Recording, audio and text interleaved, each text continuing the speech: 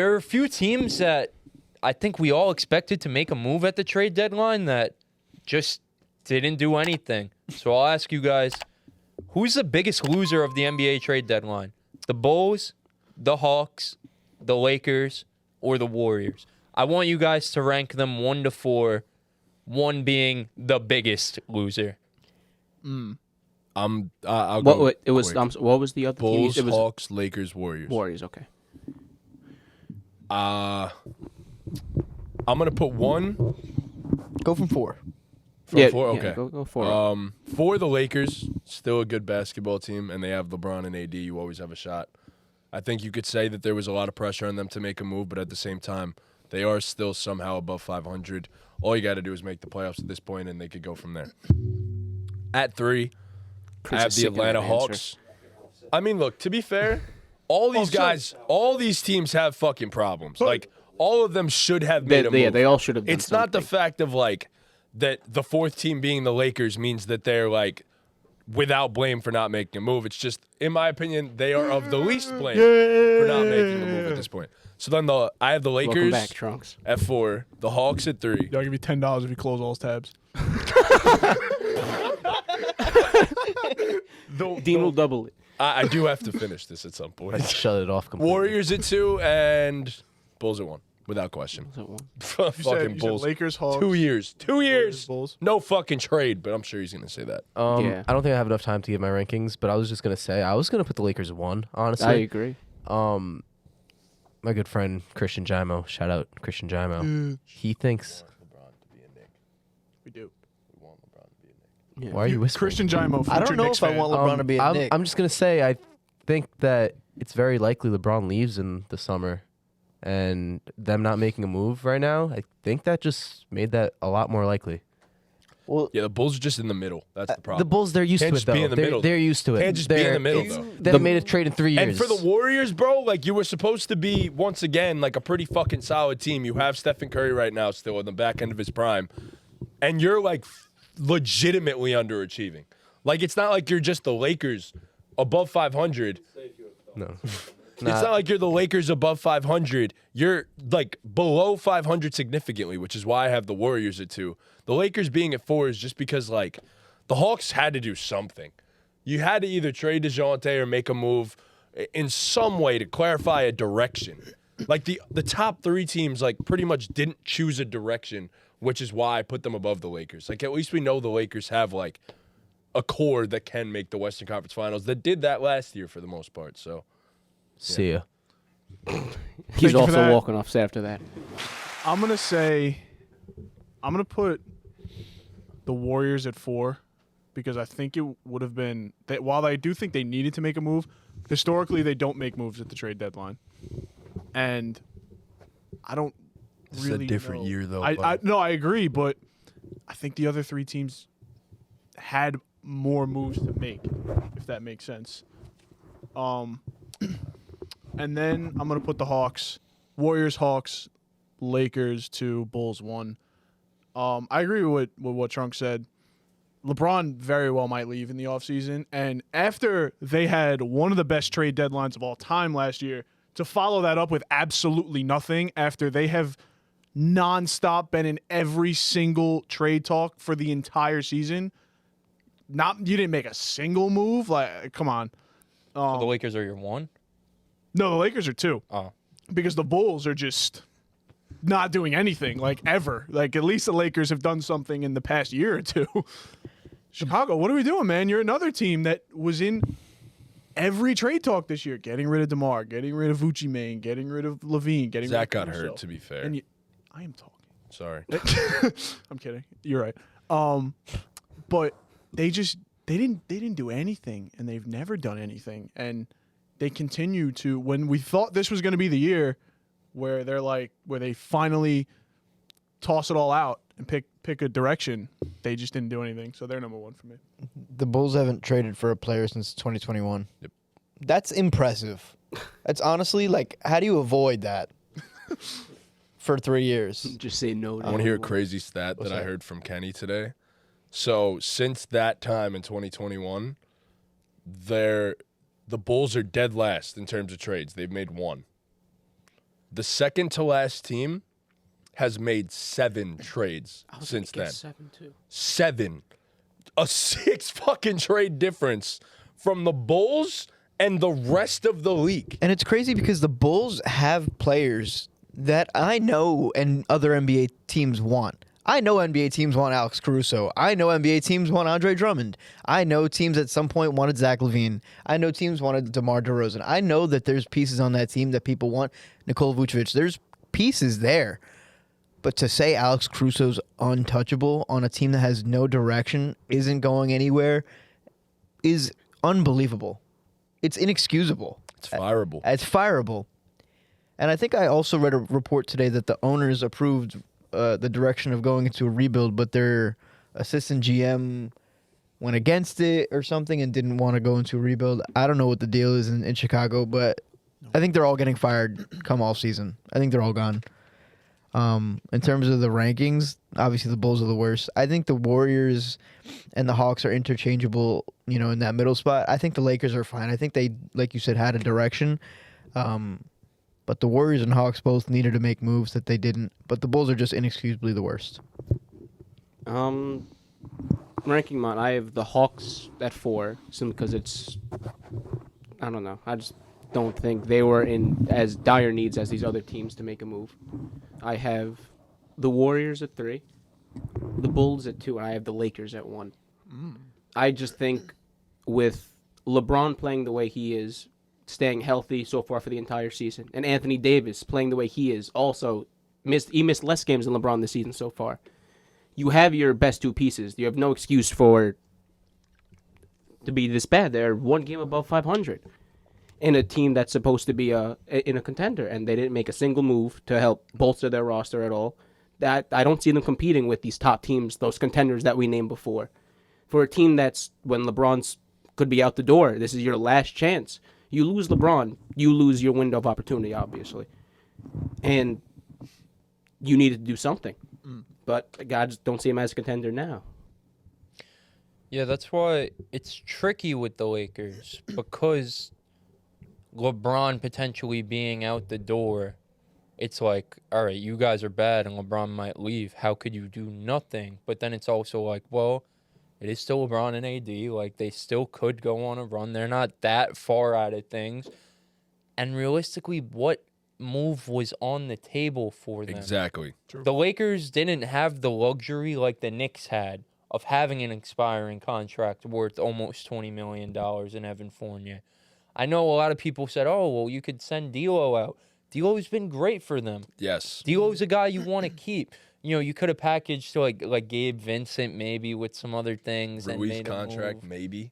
But even, do you really want to trade Rui? I know he has against trading Rui. I don't think they're against it either, but With Vando going down, it changes things. right, it changes things. So I have the Lakers at 4 just because I don't know if there was really a move out. It's tough because it really is like, for all these teams, it's really like, just do fucking something. Yeah. Just do something. But I think out of all these teams, if I'm ranking, was there a move for them to make? The Lakers are 4. Because I Agreed. just don't think there was a move out there for them that didn't completely gut the roster. I'm gonna put Atlanta at 3. Did the same. So I'm not a fan of the way Atlanta handled things. Having DeJounte in trade rumors all season just to tank his value and, give every other team the leverage to the point where you physically cannot trade him. And clearly the trade DeJounte thing isn't working. Clearly this team's underachieving. I mentioned it before. Quinn Snyder's been an utter disappointment with this group, in my opinion. Things just haven't changed. It's the same old shit with the Atlanta Hawks.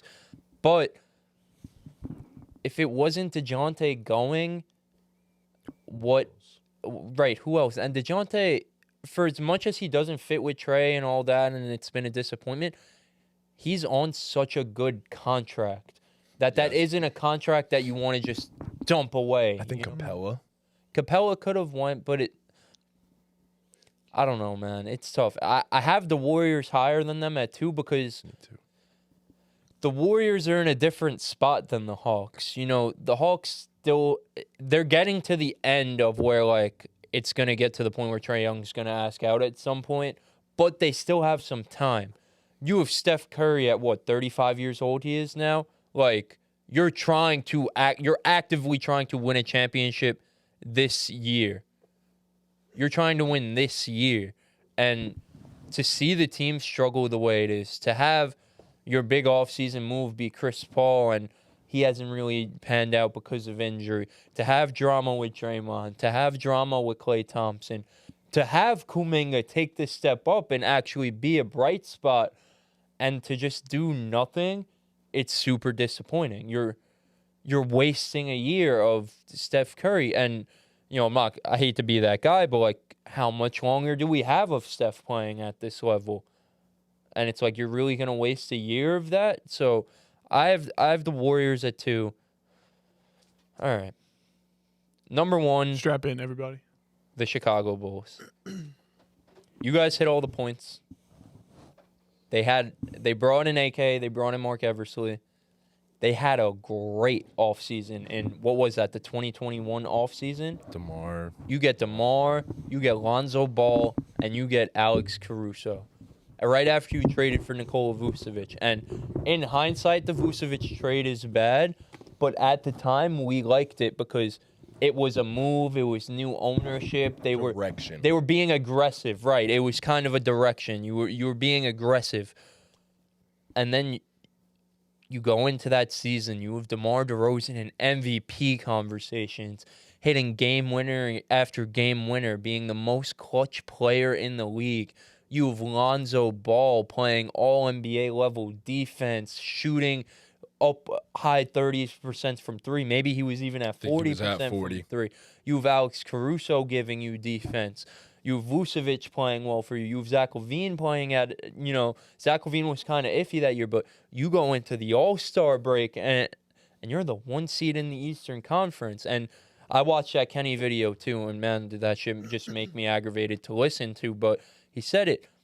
We should have been concerned. We were 2-13 at that point against good teams. We knew it. Like, it was very fluky. So it was like, okay, like, you guys are winning some games, but you still have some work to do.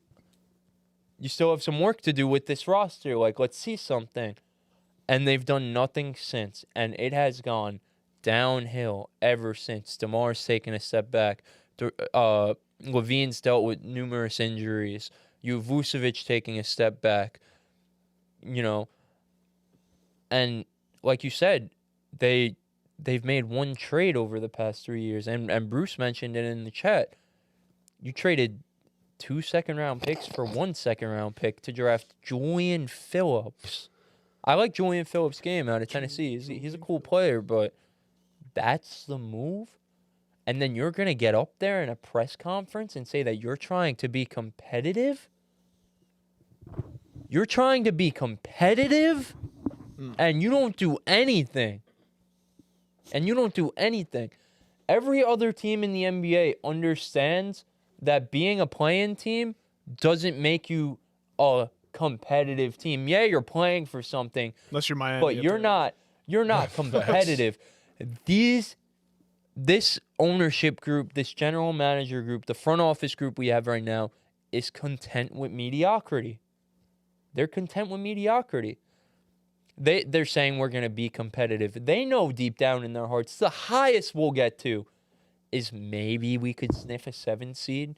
If we lose 5 games the rest of the season, maybe we could get up to the 6 and avoid the play-in. Yeah, no. But that's it. No. Not That's even. the ceiling. That's even. like Yeah. that's the roof. Like Not that's as even. high as it could go. That's best case scenario.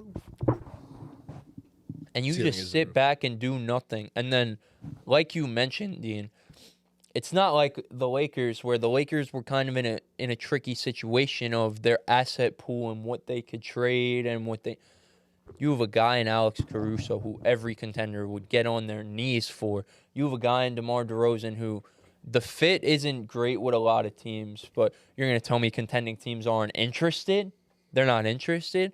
You have Andre Drummond putting up 15 and 15. Apparently, games. there was interest. There There were offers. There was interest in Andre Drummond. You can't even trade Drummond. And you're not going to re-sign him, I bet you. Right. You're gonna lose DeRozan, or you're gonna fucking re-sign Overpay him him. and overpay him until he's fucking 40. You're gonna lose Drummond for nothing. Whenever Caruso's contract is up, you're gonna lose his ass for nothing After too. next season. Right. You're gonna lose his ass for nothing too, or significantly overpay him. Or trade him for less than you probably And then could've got. we're stuck with Zach LaVine. And That's crazy. and he's Facts. gone too. Oh no, we signed him 4-year, last $80 year, million yeah. contract, yeah. And it's just we're just stuck. And Lonzo.